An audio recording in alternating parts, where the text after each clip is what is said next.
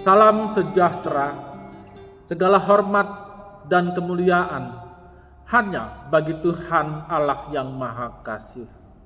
Sahabat GPB yang dikasih dalam Tuhan Yesus Kristus, kita bertemu kembali dalam siaran Night Call dari Gereja Protestan di Indonesia bagian Barat. Saya Pendeta Leviandi Kembuan. Pada saat saya menyampaikan siaran ini, saya sedang ditugaskan melayani sebagai Ketua Majelis Jemaat di GPB Jemaat Penabur Surakarta. Dan sekarang marilah kita bersama-sama mengambil waktu sejenak untuk merenungkan firman Tuhan. Marilah kita satu dalam doa.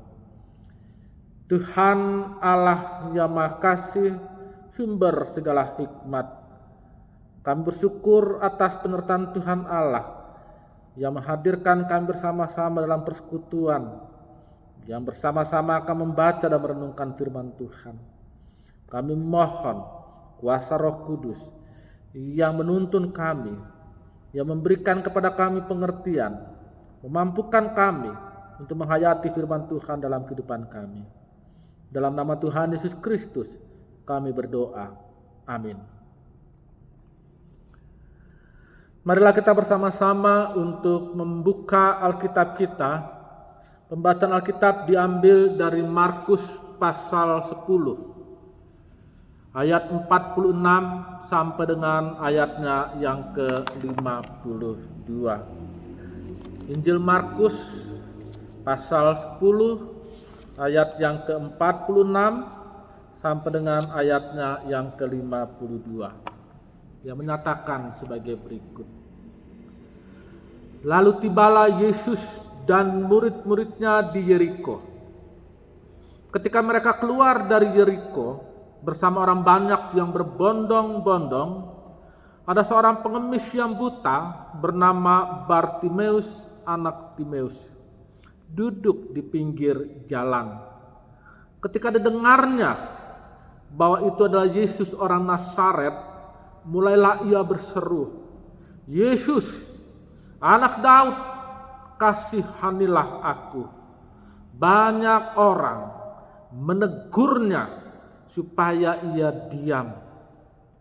Namun semakin keras ia berseru, "Anak Daud, kasihanilah aku." Lalu Yesus berhenti dan berkata, "Panggillah dia." Mereka memanggil orang buta itu dan berkata kepadanya, "Teguhkanlah hatimu, berdirilah, ia memanggil engkau." Orang buta itu menanggalkan jubahnya lalu segera berdiri dan pergi kepada Yesus. Tanya Yesus kepadanya, "Apa yang kau kehendaki ku perbuat bagimu?" Jawab orang buta itu, "Rabuni, aku ingin dapat melihat." Lalu kata Yesus kepadanya, "Pergilah, imanmu telah menyelamatkan engkau." Seketika itu juga ia dapat melihat lagi. Lalu ia mengikuti Yesus dalam perjalanannya. Demikianlah pembacaan Alkitab kita. Yang berbahagia adalah mereka mendengarkan firman Allah dan melaksanakan dalam kehidupan sehari-hari. Terpujilah Tuhan kita Yesus Kristus. Haleluya.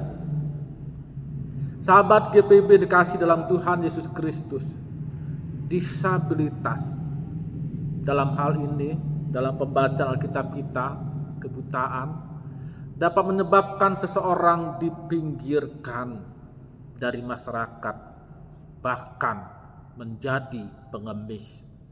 Bartimeus adalah contoh.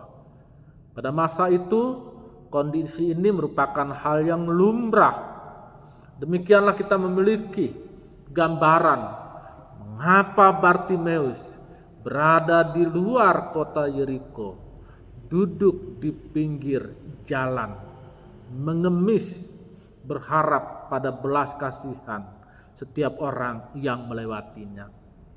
Dia tidak sendirian, ada orang lain yang juga bersama-sama dengan dia. Ada beberapa pelajaran kita jumpai dalam pembacaan Alkitab kita pada saat ini. Yang pertama, perlakuan masyarakat yang diterima oleh Bartimeus masih dapat kita jumpai hingga saat ini dalam keseharian kita. Kekurangan menyebabkan orang kemudian tersingkir, dipinggirkan. Bukan hanya tersingkir, kita dapat menjumpai bahwa kekurangan dan disabilitas menjadi alasan perundungan. Bagaimana orang dibuli oleh karena kekurangan, oleh karena keterbatasan yang dimilikinya. Bahasa isyarat yang sangat berharga dapat menjadi lelucon bagi orang yang menganggap diri normal. Kehadiran setiap orang percaya atau orang beriman adalah kehadiran yang membangun semangat, menghadirkan damai sejahtera. Kehadiran semacam ini tidak boleh dinodai dengan tindakan yang merendahkan orang lain dan menganggap diri jauh lebih baik daripada yang lain. Pelajaran yang kedua, keterbatasan seringkali dapat membuat seseorang dalam ketidakberdayaan, lalu marah dan membenci dirinya, membenci semua orang. Setelah itu merasa hampa, sia-sia. Namun tidak bagi Bartimeus dan kawan-kawannya. Di hadapan banyak orang yang menganggap dirinya normal, Bartimeus kemudian mendengarkan keramaian. Oh, ada Tuhan Yesus sedang lewat. Orang Nazaret itu ada di dekatnya.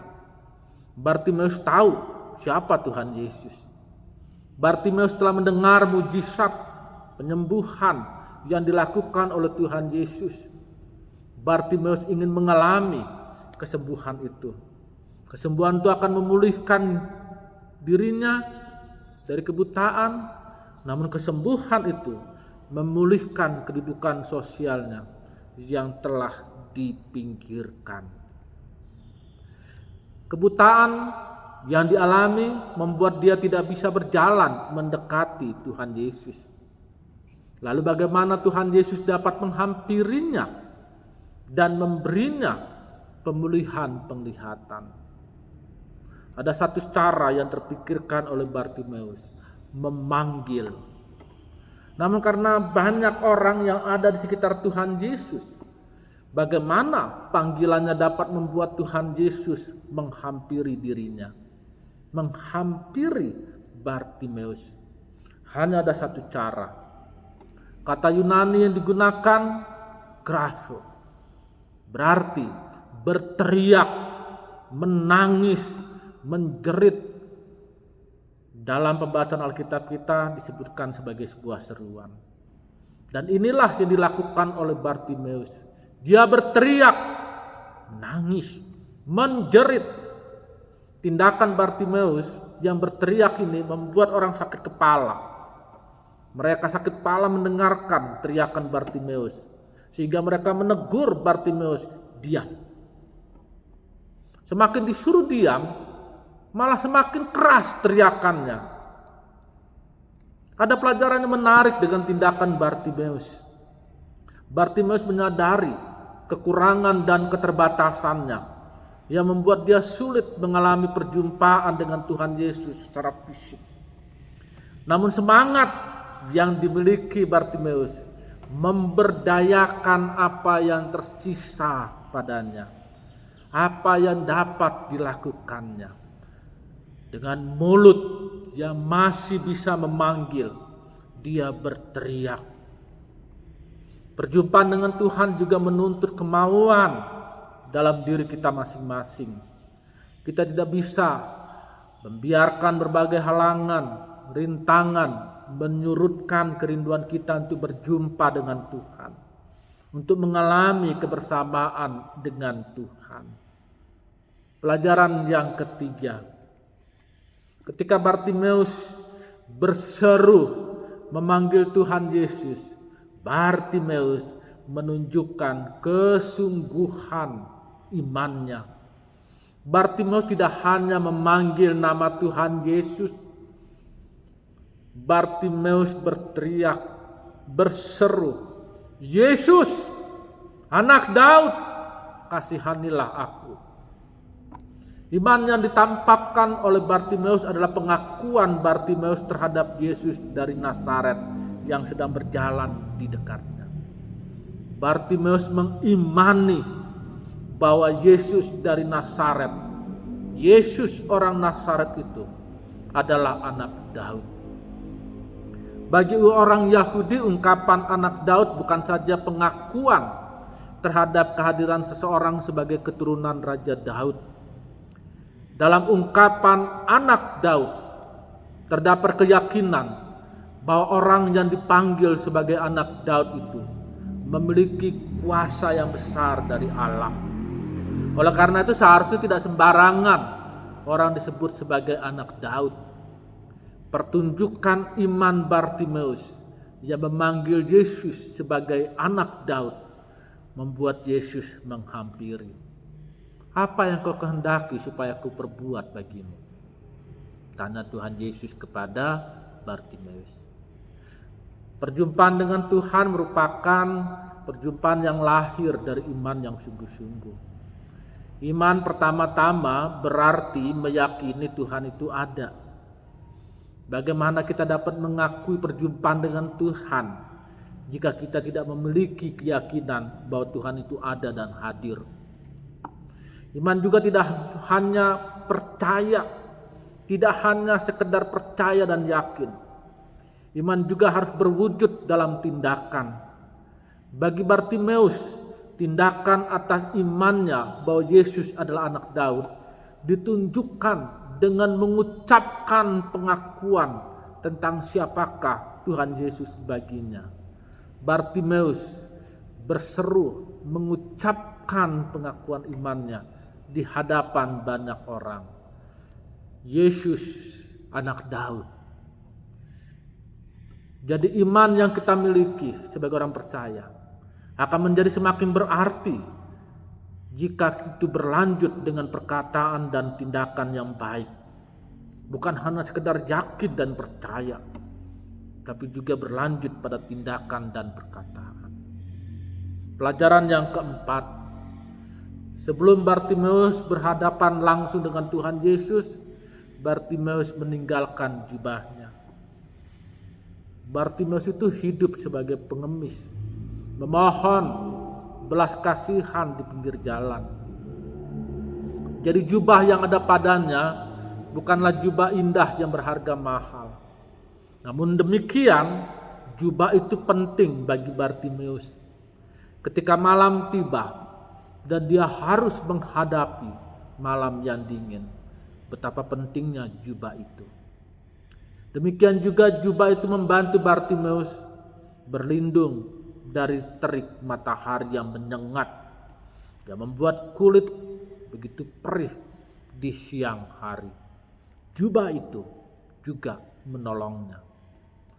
Saya tidak tahu apakah Bartimeus akan kembali untuk mengambil jubah yang sudah ditanggalkannya. Tetapi menanggalkan jubah sesungguhnya merupakan tindakan kiasan Bartimeus. Bartimeus mau menyampaikan bahwa dia meninggalkan hal yang berharga untuk menjumpai Tuhan Yesus. Kalau sudah begini, kita teringat bagaimana Tuhan Yesus juga meninggalkan jubahnya untuk kemudian mencuci kaki dari murid-muridnya. Injil Matius dan Injil Lukas mengakhiri kisah perjumpaan Bartimeus dan Tuhan Yesus dengan kalimat yang juga tidak jauh berbeda dengan Injil Markus. Lalu ia mengikuti Yesus. Kebersamaan dengan Tuhan adalah kebersamaan yang menuntut setiap orang beriman menempatkan Tuhan di atas segala-galanya. Kebersamaan demikian tidak bisa dilepaskan dari ketaatan dan kesetiaan. Ketaatan dan kesetiaan serta kesediaan yang sungguh-sungguh untuk mengikuti Tuhan Yesus dapat terlihat dari kesediaan untuk melepaskan diri dari kenikmatan duniawi dan kenikmatan pribadi. Sahabat GPB yang dikasihi dalam Tuhan Yesus Kristus, perjumpaan dengan Tuhan berlanjut dengan kehidupan bersama dengan Tuhan, senantiasa menuntut dari kita kemauan yang kuat dari diri sendiri, butuh usaha, iman, keyakinan yang kuat yang menggerakkan kita untuk berjuang menunjukkan iman itu sendiri. 3. Kesediaan untuk menempatkan Tuhan di atas segala kesenangan dan kenyamanan kita. Perjumpaan dengan Tuhan juga harus nyata dalam sikap hidup yang menghargai semua orang dengan segala keterbatasan, kemampuan, dan kehadiran itu haruslah kehadiran yang membangun semangat hidup dan menghadirkan damai sejahtera. Segala kemuliaan dan hormat hanya bagi Tuhan, Allah yang Maha Kuasa, Allah yang Maha Kasih, yang telah dinyatakan melalui insan Yesus Kristus. Tuhan memberkati pelayanan kita bersama. Amin. Marilah kita bersama-sama untuk berdoa. Kita berdoa. Ya Tuhan Allah sumber hikmat yang kami sembah dalam Yesus Kristus. Kami bersyukur karena firman Tuhan yang telah mengingatkan kami untuk menyatakan iman kami dalam kesungguhan seperti halnya Bartimeus. Kami memohon kuasa Roh Kudus menyertai kami untuk menghayati dan melaksanakan firman Tuhan dalam kehidupan kami. Ya Tuhan Allah sumber hikmat, kami memohon Tuhan Allah menyertai gereja Tuhan di seluruh dunia, juga gereja-gereja di Indonesia dalam melaksanakan pelayanan kesaksian dan mengembangkan persekutuan yang erat dalam Tuhan. Juga kami mohon penyertaan Tuhan Allah bagi setiap jemaat di gereja Protestan di Indonesia bagian Barat dalam melaksanakan panggilan dan pengutusan di dunia ini untuk menghadirkan damai sejahtera. Ya Tuhan Allah sumber rahmat, kami memohon Tuhan menyertai semua bangsa dan negara di dunia ini, juga menyertai Negara Kesatuan Republik Indonesia, memberkati semua pemerintah di dunia, juga memberkati pemerintah Indonesia dari tingkat pusat hingga tingkat daerah dalam setiap kebijakan untuk mengantar pada masyarakat yang menghadirkan damai sejahtera, serta memberkati segenap anggota Tentara Nasional Indonesia dan Kepolisian Republik Indonesia dalam menjaga keamanan bahkan kedaulatan bangsa dan negara Indonesia ini.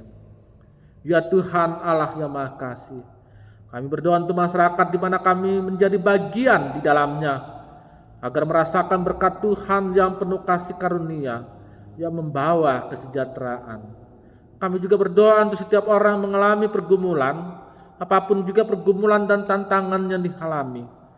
Ya Tuhan, sertailah, berdayakanlah mereka untuk menghadapi, menjalani pergumulan masing-masing. Kami menaikkan doa ini dalam nama Tuhan Yesus Kristus, Juru Selamat kami. Amin. Sahabat GPB yang dikasihi dalam Tuhan Yesus Kristus, marilah kita melanjutkan segenap kegiatan kita dalam iman dan pengharapan kepada Tuhan Allah yang kita sembah dalam Kristus Yesus, sehingga menjadi pelayanan dan kesaksian bagi kemuliaan nama Tuhan. Kasih karunia dari Tuhan Yesus Kristus dan kasih Allah dan persekutuan Roh Kudus menyertai saudara-saudara sekalian. Amin.